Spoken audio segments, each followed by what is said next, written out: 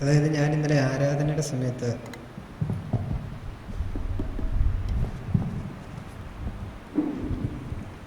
പ്രാർത്ഥിക്കുമ്പോൾ മകനെ നിനക്ക് അമ്മയുടെ കാര്യത്തിൽ ശ്രദ്ധയില്ല.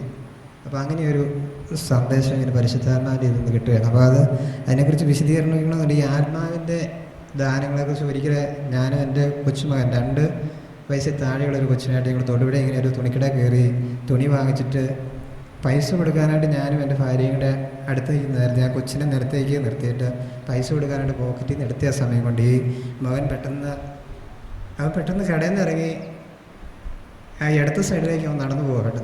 അപ്പം പെട്ടെന്ന് കൊച്ചിനെ കണ്ടില്ലല്ലോ എന്ന് ഓർത്ത് ഇങ്ങനെ പെട്ടെന്ന് നോക്കുമ്പോഴത്തേനും കാണുന്നില്ല. അപ്പം എനിക്കെന്താണെന്ന് അറിയത്തില്ല, പരിശുദ്ധാത്മാവിൻ്റെ പ്രചോദനമായിരിക്കാം. പെട്ടെന്ന് പുറത്തിറങ്ങി ഇടത്ത സൈഡിലേക്ക് പോകാനായിട്ട് നോക്കി. അപ്പോൾ ഏകദേശം അവൻ ഈ നമ്മുടെ ഊട്ടുശാലയുടെ അവിടെ വരെ അത്രയും ദൂരം അങ്ങോട്ട് നടന്നു പോയി. 1.25 വയസ്സേ അന്നേരം ഇവിടെ നടക്കും. അപ്പോൾ അതൊരു പരിശുദ്ധാത്മാവിൽ നിന്ന് കിട്ടിയൊരു ബോധ്യം അതായിട്ട് എൻ്റെ മനസ്സിൽ നിൽക്കുക. അപ്പോൾ ഇന്നലത്തെ ആ പ്രാർത്ഥനയിൽ നിന്ന് കിട്ടിയ മകനെ നിനക്ക് അമ്മയുടെ കാര്യത്തിൽ ശ്രദ്ധയില്ല. അപ്പോൾ ഇതിനെക്കുറിച്ച് പറയുമ്പോൾ അല്പം നീണ്ടുപോകുമെന്ന് എനിക്കറിയില്ല. ഏതായാലും ഈ മാതാവിനോട് ഉള്ള ഭക്തിയിൽ വളരെ തീക്ഷ്ണതയുള്ള ഒരാളായ ഞാൻ.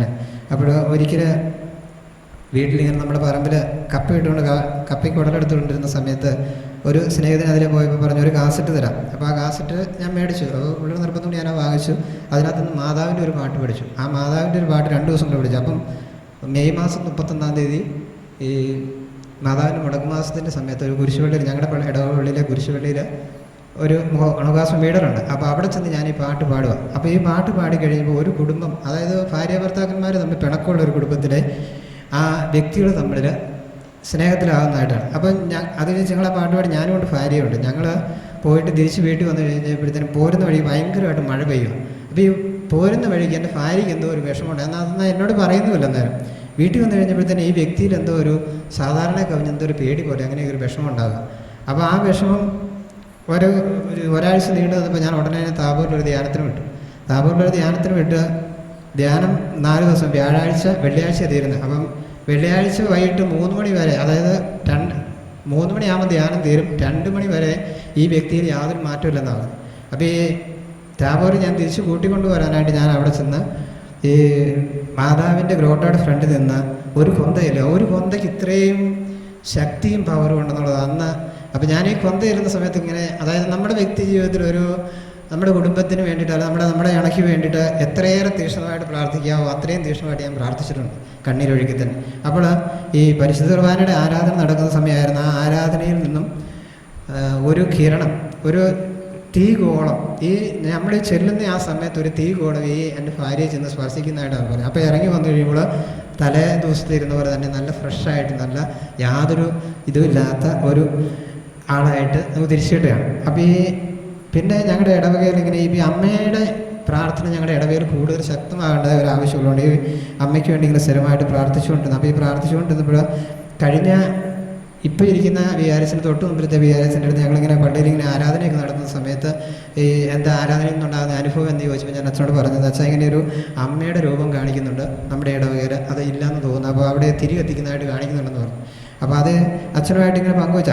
അച്ഛൻ പറഞ്ഞു വീട്ടിൽ പിന്നെ ഇതുകൊണ്ട് സന്ധ്യാപ്രാർത്ഥനയ്ക്ക് തിരി കത്തിച്ച് വെച്ച് പ്രാർത്ഥിക്കേണ്ടതായിരിക്കും എന്ന് എന്നോട് പറഞ്ഞു. അപ്പോൾ ഞാനതങ്ങനെ തുടർന്നുകൊണ്ടിരുന്നു. പക്ഷേ എന്നാലും എനിക്ക് ഈ ഒരു കാര്യം വീണ്ടും ഇങ്ങനെ പ്രാർത്ഥിച്ചുകൊണ്ടിരുന്നപ്പോൾ ഈ അടുത്ത വിചാരിച്ചും വന്നു കഴിഞ്ഞപ്പോൾ ഉടനെ തന്നെ ഈ മാതാവിൻ്റെ രൂപയോടെ വരികയും ഈ മാതാവിൻ്റെ സന്നിധിയിൽ ആൾക്കാർ വന്ന് സ്ഥിരം പ്രാർത്ഥിക്കുകയും അങ്ങനെ ആയി ചെയ്യുന്നത്. അപ്പോൾ ആ ചെയ്യുന്ന ആ കാര്യത്തിന് ഈ മാതാവിൻ്റെ രൂപം വെഞ്ചരിക്കുമ്പോൾ ഒരാഴ്ച മുമ്പ് ഒരു ബോധ്യം എനിക്ക് കിട്ടുകയാണ്. മാതാവിൻ്റെ രൂപം വെഞ്ചരിക്കുന്നതിന് മുമ്പ് അവിടെ ഒരു പാട്ട് ഞാൻ നേരത്തെ പാടിയെന്ന് പറഞ്ഞിരുന്നല്ലോ, ആ ഒരു മറ്റേ കുരിശുപള്ളിയിൽ പോയി ആ പാട്ട് ഇവിടെ എല്ലാവരും കൂടുന്ന സമയത്ത് പാടാനോന്ന് എനിക്കൊരു ബോധ്യം തന്നായിരുന്നു. ഞാനത് ചെയ്തില്ലായിരുന്നു. അത് പിന്നെയാണെന്ന് എനിക്കറിയത്തില്ല. തൊണ്ടയിൽ നിന്ന് ഇങ്ങനെ വെള്ളം ഇറക്കുമ്പോൾ ഒരു ബുദ്ധിമുട്ട് ഇങ്ങനെ നിലനിൽക്കുക. അപ്പം ഞാൻ നിങ്ങൾക്ക് വേണ്ടി, ഞാൻ അവിടെ പാടാതിരുന്നത് ഞാൻ നിങ്ങൾക്ക് വേണ്ടി ഇപ്പോൾ പാട്ടൊന്ന് പാടുകയാണ്. അപ്പോൾ നിങ്ങൾ എനിക്ക് വേണ്ടി ഒന്ന് പ്രാർത്ഥിക്കണം. അത് ചിലപ്പം മാറിപ്പോകാമെന്നാണ്. ഇനി അഥവാ അതിന് വല്ല രോഗമാണെന്ന് എനിക്കറിയില്ല. ഏതായാലും നിങ്ങളൊന്ന് എനിക്ക് വേണ്ടി നിങ്ങൾ പ്രാർത്ഥിക്കുക. യേശുവേ നന്ദി, യേശുവേ സ്തുതി. മാതാവേ മാതാവേ കൃപയേറുമംബികയേ, നീയല്ലോ എന്നെന്നും സങ്കേതം നൽകുന്നു. അമലോത്ഭവയായി സ്ത്രീകളിലേറ്റവും ഉന്നതയായി കനിവിൻ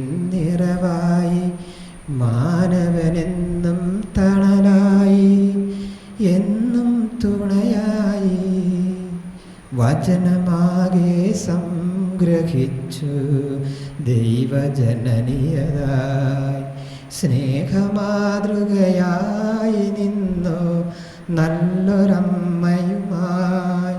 വചനമാകെ സംഗ്രഹിച്ചു ദൈവജനനിയതായി സ്നേഹമാതൃകയായി നിന്നു നല്ലൊരമ്മയുമായി വിനയമോടെ സന്നിധേ ഇന്നണയുമാദരവോടിതാ അരുമയായൊരു കുഞ്ഞിനെ പോൽ കാത്തുകൊള്ളണേ. മാതാവേ മാതാവേ കൃപയേറുമംബികയെ നീയല്ലോ എന്നെന്നും സങ്കേതം നൽകുന്നു.